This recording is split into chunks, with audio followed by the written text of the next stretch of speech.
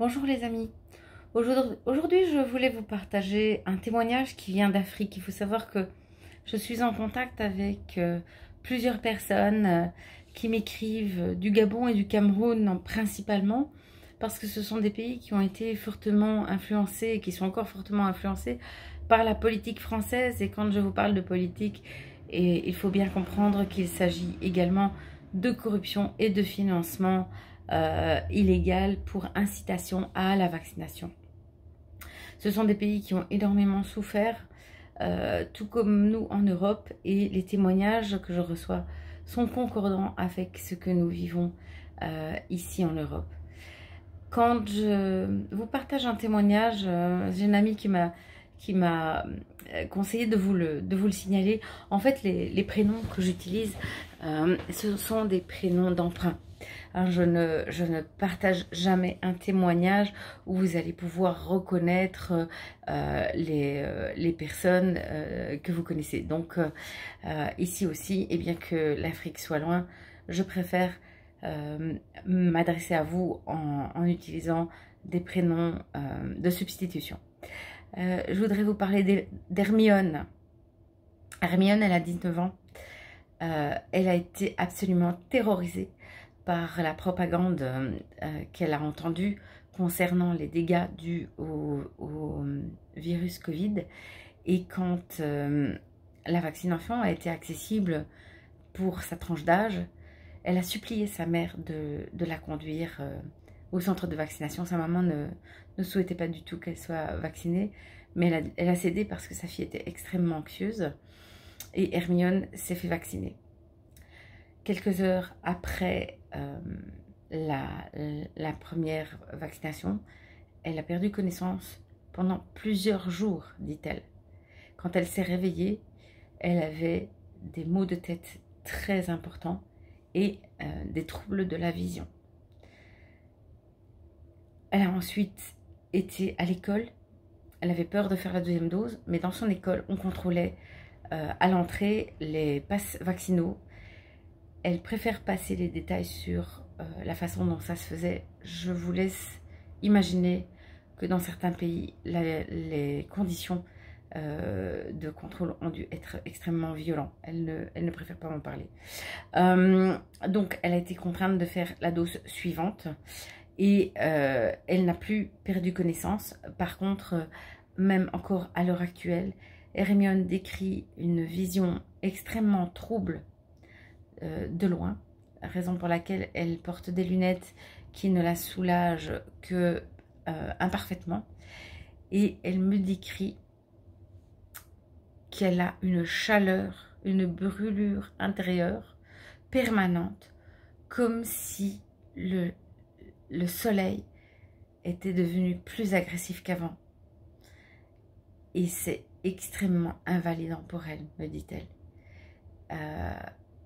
Elle a aussi eu des soucis avec ses cycles, mais cela semble pour le moment se rétablir lentement. Elle garde quand même des règles assez abondantes, mais la régularité semble se rétablir un petit peu. Mais elle n'a plus voulu faire de troisième injection. Elle est très effrayée, se pose beaucoup de questions sur sa santé, sur sa fertilité. Et cette chaleur l'empêche de dormir et elle a encore souvent des maux de tête. Donc voilà, je voulais vous partager ça parce que ça m'avait frappé que ces témoignages concordent avec ce que je vois ici. Si j'avais encore un doute sur la causalité je ne dis pas que j'en avais, hein, mais bon, si j'avais pu encore me raconter que peut-être j'en faisais trop et que ce n'était pas lié, hein, qu'il n'y avait pas un rapport de cause à effet, je pense que là, mes doutes sont levés.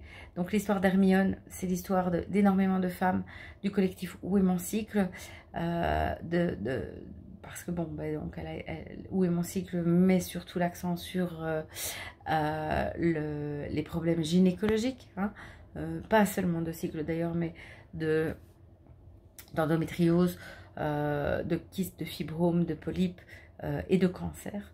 Il faut savoir quand même qu'il y a tout ça. Et chez les femmes enceintes, des fausses couches, des morts fétales, des bébés trop petits, des problèmes de diabète et de prééclampsie, d'hypertension beaucoup plus fréquents. Donc ces injections n'ont pas inventé de nouvelles maladies, mais elles ont quand même déclenché chez des personnes des pathologies à des âges anormaux. Hein. Donc on a des crises cardiaques chez des gens beaucoup plus jeunes qu'avant. On a aussi des problèmes qui apparaissent brutalement chez des gens qui étaient en bonne santé et alors qui ont un caractère de particulière gravité. Hein. Donc on voit des jeunes hommes qui sont en parfaite santé, qui sont sportifs et qui meurent brutalement d'une crise cardiaque massive. On voit des personnes qui font des AVC, encore une fois, avec des paralysies extrêmement importantes. On voit des jeunes filles qui avaient des examens gynécologiques parfaitement normaux, qui ont en quelques mois développé une endométriose majeure qui nécessite des opérations. Donc il y a vraiment là quelque chose d'inhabituel. C'est l'âge, la fulgurance, je dirais, et la gravité extrême. Donc ça, c'est trois caractéristiques quand même qui sont liées à ces injections, même si les maladies, on les connaît.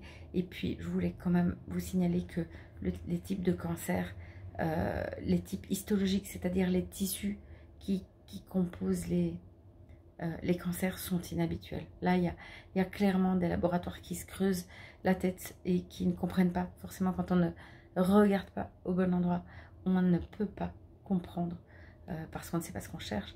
Et donc, il y a clairement là à chercher des choses qui sont des nouvelles pathologies, des combinaisons de tissus qui ne se combinaient pas avant dans les cancers et des comportements cellulaires anormaux qui sont provoqués par soit l'ARN messager, soit les spikes, soit tout autre produit qu'on a introduit dans le corps des gens, comme les nanoparticules, le polyéthylène glycol, éventuellement le graphène, dont je n'ai pas de précision pour le moment, mais qui est soupçonné être dans la composition, entrer dans la composition des vaccins. Donc voilà.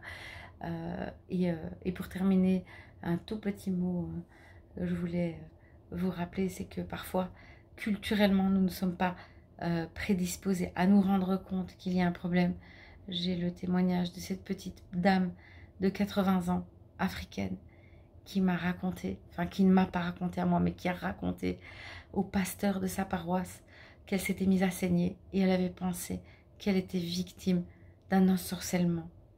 Donc ici, nous en rions en Europe, mais là-bas, c'est tout à fait crédible qu'une personne âgée pense qu'elle a été ensorcelée et l'idée de l'empoisonnement n'est pas la première idée qui lui vient à l'esprit. Et le pasteur lui, il m'a rapporté le cas et puis nous avons pu en discuter avec elle. Donc ça, c'est bien aussi, c'est d'apporter un éclairage différent sur les problèmes qu'on a.